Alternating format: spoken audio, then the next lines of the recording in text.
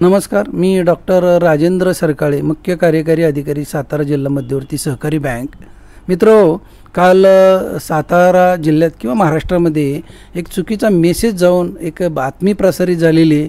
ती प्रामुख्यानं सातारा जिल्हा बँकेचे जे संचालक आणि त्यांचे कुटुंबीय आहे त्यांच्या नावावर मोठ्या प्रमाणात कर्ज असून ती शासनाच्या कर्जमाफीसाठी त्यांनी ती बातमी प्रसिद्ध केल्या असं मला लक्षात आले, निदर्शनात आलेलं आहे.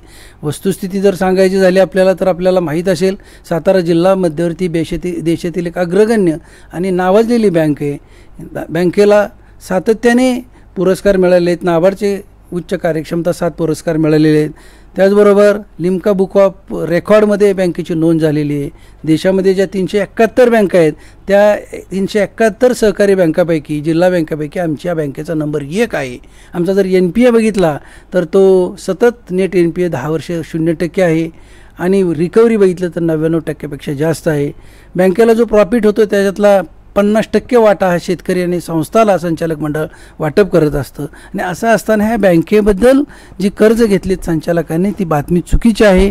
आपण जर बघितली, आकडेवारी जर बघितली, आता प्रभाकर घारगे साहेब त्यांची शेती आहे पळशी तालुका खटावमध्ये, एक उच्च तांत्रिक शेती त्यांनी निर्माण केलेली आहे आणि खटाव तालुक्यामध्ये एक आदर्श निर्माण केलेला आहे. आता त्यांनी सोसायटीच्या माध्यमातून पीक आणि ग्रीनहाऊस इतर कारणासाठी कर्ज घेतलेले आहेत. ती कर्ज किती आहेत जर मार्च 17ला बघितले त्यांच्या नावावर 22,99,900 कर्ज आहे.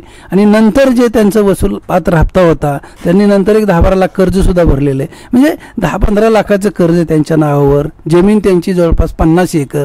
म्हणजे एकरी किती अमाऊंट येत असेल याचा आपण विचार करायला हवं. दुसरे संचालक आहेत, लक्ष्मणराव पाटील ताते असतील किंवा अनिलभाऊ देसाई असतील, ह्या संचालकाच्या नावावर पण आता अनिल देसाईंच्या नावावर तर काही कर्जसुद्धा नाही आहे. तात्यांच्या नावावर 1,03,00,000 कर्ज म्हणलेलं आहे. आता त्यांनी कर्ज किती अल्प प्रमाणात घेतलेलं आहे. त्यांनी पीक कर्जासाठी काय 8-10 लाख रुपये कर्ज असेल त्यांच्या नावावर आणि ही कर्ज ती रेग्युलर परतफेड केली आहेत. कोणत्याही संचालकांची थकबाकी नाही आहे. आणि असं असताना अशा चुकीच्या बातम्या का प्रसिद्ध केल्या जातात याचं मला कारण समजू शकत नाही आहे. आपल्याला जर खातरजमा करायची असतील तर आमच्या सगळ्या संचालकांच्या कर्जाची माहिती माझ्याकडे उपलब्ध आहे. आणि आम्हाला ही माहिती जी आहे संचालकांची कर्जाची ती दरवर्षी जनरल सभेपुढे सादर करावी लागते. मागे जे 2016चा जो आमची जनरल सभा झाली त्याच्यामध्ये प्रत्येक संचालकांच्या नावे किती कर्ज आहेत याची आकडेवारी आम्ही प्रसिद्ध केलेली आहे. आता आणि हे जे सर्व संचालक आहेत त्यांनी जी कर्ज घेतली सोसायटीच्या माध्यमातून त्याची रेग्युलर परतफेड केलेली, कोणताही संचालक थकबाकीदार नाही. आणि हे आपल्याला मी या ठिकाणी नम्रपणे सांगू इच्छितो. कृपया ह्या बातम्यावर विश्वास ठेवू नका. ह्या जिल्हा बँकेचंच आणि संचालकांचे जे बदनामीचा प्रकार आहे तो भविष्यामध्ये असा करू नये अशी मी आपल्याला विनंती. व्हॉट्सअपवरती जी काही पोस्ट बदनाम करत फिरत आहेत तर ती मुळात बनावट पोस्ट आहे. कुठल्या सातारा जिल्हा मध्यवर्ती बँकेमध्ये मी संचालक म्हणून काम करतो आहे. तर त्या बँकेमध्ये पीक कर्ज जरी काय असलं तरी ते 50-50 लाख रुपयाच्या वरती कर्ज असत नाही, पण 85 लाखाचं कर्ज, 1 कोटीचं कर्ज, अशा काहीतरी बनावट व्हॉट्सअपच्या माध्यमातून पोस्ट फिरवायचं काही काम लोक करून दिशाभूल करत आहेत. या माध्यमातून लोकांची दिशाभूल करायचं असं काम आहे. चांगल्या चाललेल्या संस्थेला बदनाम करायचा धंदा काही लोक करत आहेत.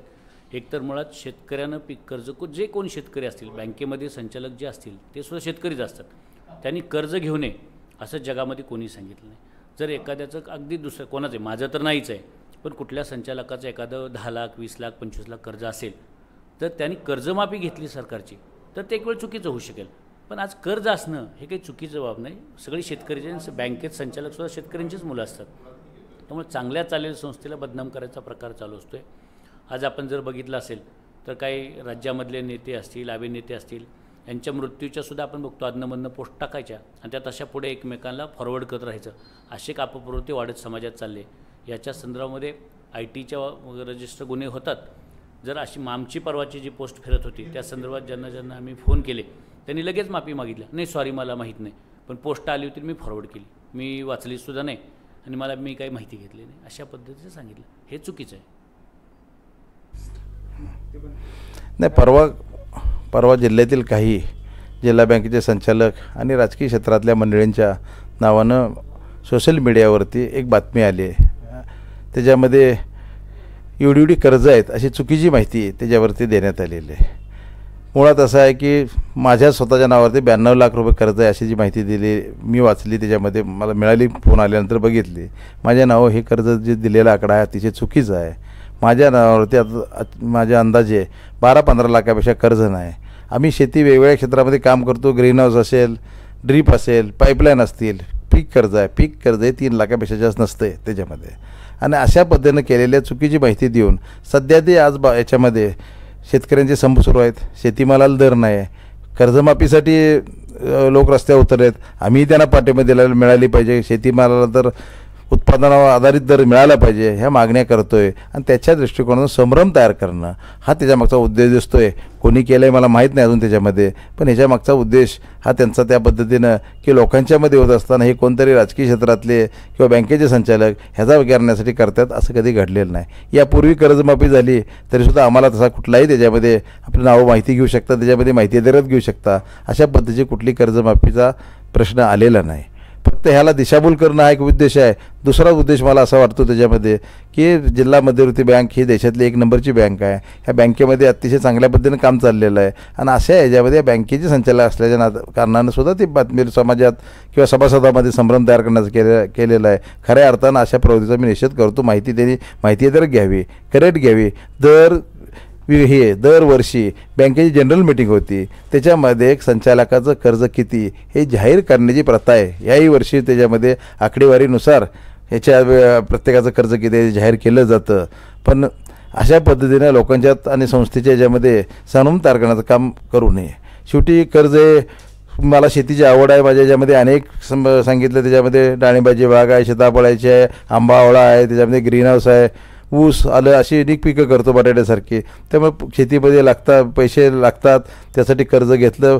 मी गेले 15 वर्षे बँकेत संचालक, कधीही एकही रुपयाची थकबाकी किंवा आजच्या तारखेलासुद्धा माझी कुठेही थकबाकी त्याच्यामध्ये नाही आहे. 31 मार्चला भरावं लागते, 27 मार्चला भरलेले असते.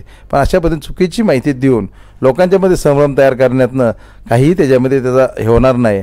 आपण आलात विचारला प्रश्न म्हणून मी त्याची माहिती सांगितली. बरं, माझ्या दृष्टीनं ह्या अशा गोष्टीच्याकडं बघण्यासाठी किंवा करण्यासाठी आम्ही निग्लेक्ट करतो की असे अनेक काय त्याला म्हणतात अल्पसंतुष्ट किंवा काहीतरी समाजामध्ये वेगळ्या पद्धतीनं मेसेज ठेवणं व्यक्तिदोषानं किंवा एखाद्या संस्थेच्या दोषानं किंवा एखादं चाललेल्या लोकांच्या पाठिंब्यामध्ये लोकांच्यामध्ये संभ्रम करण्याचं कोण काम करत असेल तर माझी त्यांना विनंती आहे की असं काम करण्यापेक्षा उलट आपणही कर्ज आमची बँक जर आपली शेती असेल तर ते तारण बघून आणि नियमाप्रमाणे घेऊन राष्ट्रीय उत्पन्नात भार करण्यासाठी एवढी शक्ती घालवली तर या राष्ट्रीय उत्पन्न वाढेल असा माझा त्यांना त्याच्यासाठी सल्ला असेल.